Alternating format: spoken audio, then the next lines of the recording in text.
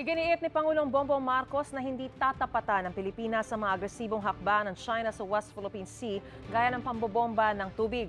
Itinanggi naman ng National Security Council na may kasunduan ang kasalukuyang administrasyon at ang China kaugnay sa Ayungin Shoal. May unang balita si Chino Gaston.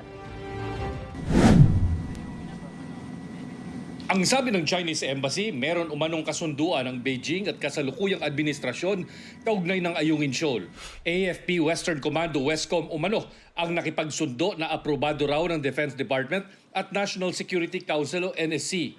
Pero nanindigan ng National Security Council na hindi ito totoo. This is pure and clearly fake news on the part of the Chinese Embassy. Nauna nang itinanggi ng Foreign Affairs at Defense Departments pati ng AFP na may pinasok na kasunduan ng Marcos administration sa China. I don't think there is any cause for the investigation because this narrative coming from China is simply, there to create dissent and sow disinformation sa ating mga kababayan. Ang Philippine Coast Guard napansin na nagbibitiw ng mga mapanlinlang na salita ang China tuwing ginigipit nila ang mga barko ng PCG at BFAR sa West Philippine Sea. They want to justify why this kind of aggressive actions, naratibo ng China is also being amplified by pro-China trolls at without naming names.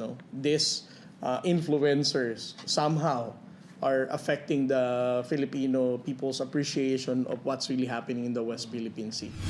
Noong nakarang linggo sa Panatag Shoal, binomba ng tubig ng puwersa ng China ang Philippine Coast Guard. Kaya mungkahi ng ilan, dapat may water cannon din ang mga barko ng ating Coast Guard. Pero ayaw ng Pangulo sa ganitong tapatan. We have no intention of attacking anyone with water cannons or any other such offensive, I would have to call them weapons dahil nagkaka-damage na. So no, that is not something that's in the plan. It is not the mission of our Navy, our Coast Guard to start or to increase tensions. Their mission is precisely the opposite, is to lower tensions. Wala mang plano ang Pilipinas na tapatan ang mga agresibong aksyon ng China, patuloy naman ang paggamit ng gobyerno ng diplomasya at pagpapanatili ng presensya sa West Philippine Sea. Isa pang barko ang pinadala ng Philippine Coast Guard sa Sabina Shoal para suportahan ang BRP Teresa Magbanwa na isang linggo nang nagbabantay sa mga nagtitipon-tipong mga Chinese militia vessels doon. Ayon sa security analyst na si Ray Powell, kabilang sa iniimbestigahan ng BRP Magbanwa ang posibleng pagtambak ng mga crash coral sa bahura roon gaya ng nakita sa Sandy Cay, malapit sa Pag-asa at sa may Rosul Reef sa may Recto Bank. Ang dati namang binanggit ng China na gentleman's agreement nito at Administrasyong Duterte gusto nang paimbestigahan ng Senado. We are a small country. China is big. We cannot match her ship for ship, plane for plane, dollar for dollar, nor do we want to.